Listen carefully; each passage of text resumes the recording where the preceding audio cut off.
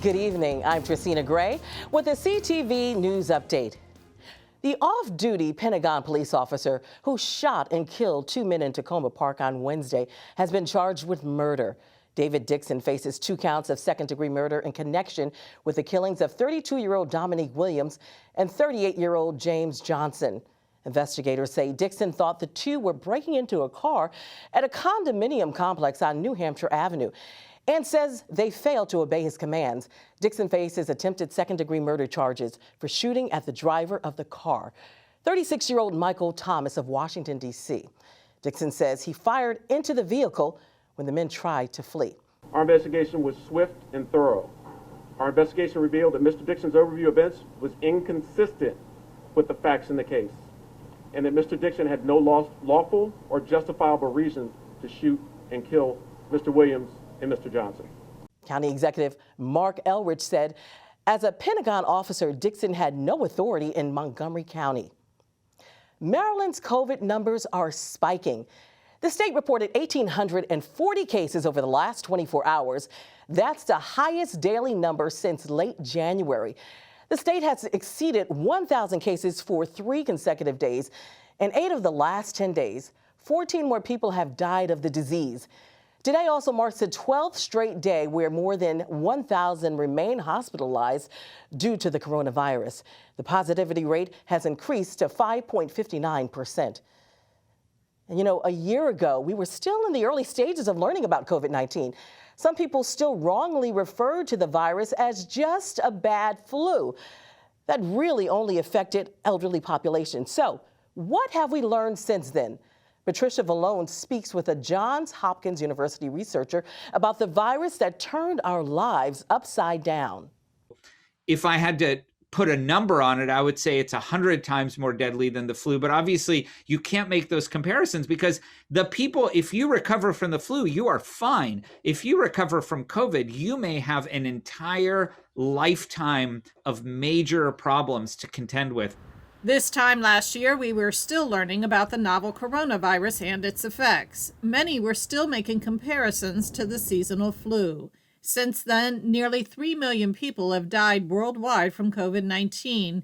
Many more have recovered, but at what cost? You can get COVID, and you can even have a mild version of COVID that months later, you're having trouble going upstairs, you're having all of these, heart symptoms, lung symptoms, brain symptoms. There's this brain fog associated with this. We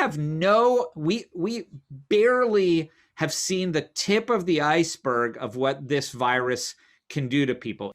Dr. Dori Segev of Johns Hopkins University says the biggest thing we've learned, COVID-19 is different from any other respiratory virus because it can be passed by people with no symptoms, and that's what makes it truly frightening. But he says everything can change in the next several months with a few simple steps. We could basically not have to think about COVID again if for the next 2 to 3 months, everybody got vaccinated and everyone continued to behave, meaning continued to do the things that protect not only them, but everybody else around them. And we could do this. This could be a non-issue by this summer if Americans did the right thing. Patricia Vallone, CTV News. To date, more than 560,000 Americans have died from the virus. Studies show that about 1 in 3 people with COVID-19 will have symptoms lasting longer than 2 weeks. Data is still coming in on those so-called long haulers. That's people with persistent long-term symptoms. In other news, Governor Larry Hogan has vetoed a bill that abolishes life sentences without parole for juveniles. The bill was sponsored in the House by Prince George's delegate Jazz Lewis. Hogan says that measure would upend the parole system by allowing those who committed crimes as juveniles but were convicted as adults to appeal for release after serving 20 years. Hogan says it would cause additional trauma to victims' families and could lead to the release of violent offenders. Leaders in the General Assembly say they're confident they have the votes to override the veto. And if at first you don't succeed, try again. Former Prince George's County Executive Rashawn Baker says he plans to make a second run for governor of Maryland in 2022. Baker, who led Prince George's County from 2010 to 2018, came in a distant second in the gubernatorial Democratic primary, losing to former NAACP head Ben Jealous, who in turn lost to Larry Hogan. Baker could face a wide field of contenders, including Comptroller Peter Franchot, who has already announced his intentions.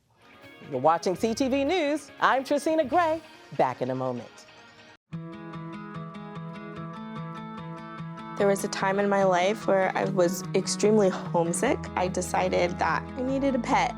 When I first saw a turtle, my heart was full. He jumped up and kissed me and jumped right into my arms. I immediately went up to the volunteers at the shelter and said, I want him. He's got to come home with me. Now I'm anything but lonely. Every day with Turtle is a perfect day and keeps me company when I'm doing schoolwork. I like it when he jumps up on the table too. He is a veggie thief. He's an incredible companion and my best friend. Can't say that I've met anybody that doesn't love him too. When I adopted Turtle, I discovered all the things that make him unique. He's a little bit of a lot of things, but mostly he's all pure love.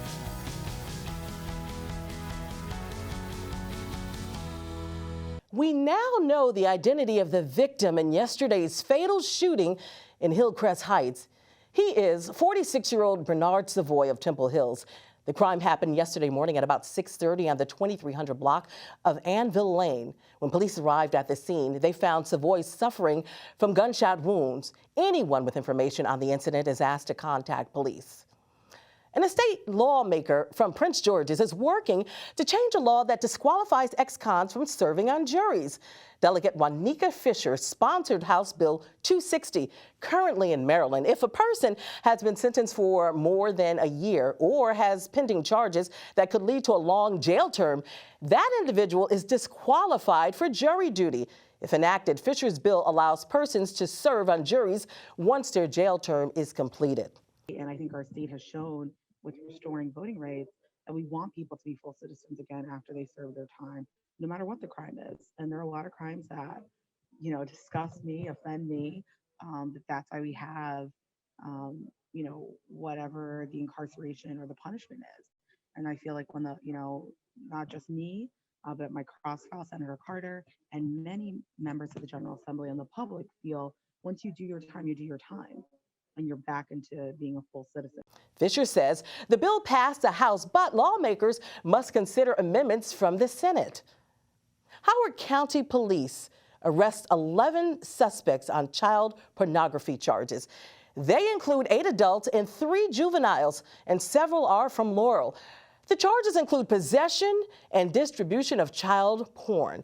Maryland State Police say there's been a significant jump in tips regarding online child sex exploitation. They say more than 700 of those tips involved Howard County cases in 2020. That's compared to about 200 in 2019. Also, a Bowie State University senior is running for mayor of Glenarden. Meet 22-year-old Chelsea Okoro. She is a co-founder of Black Girls for Black Lives. Okoro, a lifelong resident of Glenarden, says she wants to see changes in city infrastructure. She also wants more resources for youth. We have a Martin Luther King Junior Community Center. That community center has not been touched, and it's been the same exact way since I was in kindergarten. It has been repaired, nothing of the sort. And I feel like that could be a great place for us to have youth programs, have different mentoring programs for youth. So then they can see that, that we are our circumstances. We can be whoever we decide to be. In 2017, Okoro worked on the campaigns of top county officials Angela Alsobrooks and Aisha Braveboy. Glenarden's election is May 3rd. Legislation that would protect people from being sued during a medical emergency passes unanimously in both chambers of the state legislature. The Medical Debt Protection Act adds extra protection for low-income Marylanders struggling to pay their medical bills. It also ends certain debt collection practices, particularly ones that target poor families and people of color. The measure now heads to Governor Hogan for his signature. And a bill that would prevent intentional balloon releases passes both chambers of the Maryland General Assembly and is now headed to the governor's desk. The measure is meant to reduce the hazards and pollution caused by free-floating balloons. Many end up miles from where they were released and can endanger or kill animals that come in contact with them. If signed, the measure would go into effect October 1st and would include a fine for those who violate the law. And we'll be back with more news in a moment. Stay tuned. For the latest information on COVID-19 in Maryland, visit the State Health Department website. That's health.maryland.gov. Again, health.maryland.gov. Click the link to the COVID-19 information portal. There you'll find all of the latest information about coronavirus. You'll find daily updates on cases and fatalities. Answers to questions about testing and the governor's stay-at-home order are available as well. For specific information about Prince George's, visit princegeorgescountymd.gov. That's princegeorgescountymd.gov. The site offers information about local services for residents and businesses.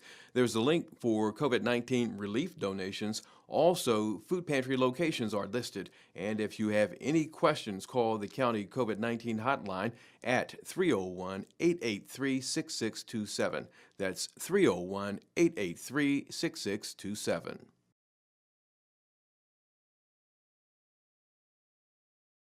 Prince George's Community College is offering a free cooking wellness class. The school teamed up with the American Heart Association to offer the Healthy Cooking Certificate Program. It's a 5-week course. Students will learn about nutrition and skills to possibly place them in entry-level positions in the culinary arts. Prince George's Community College says this is a way to address food insecurity in the county. I was in Seat Pleasant and I just wanted to go to the grocery store and pick up something, and because I was in the neighborhood and going to visit someone, and I couldn't find a grocery store without coming back to Upper Marlboro.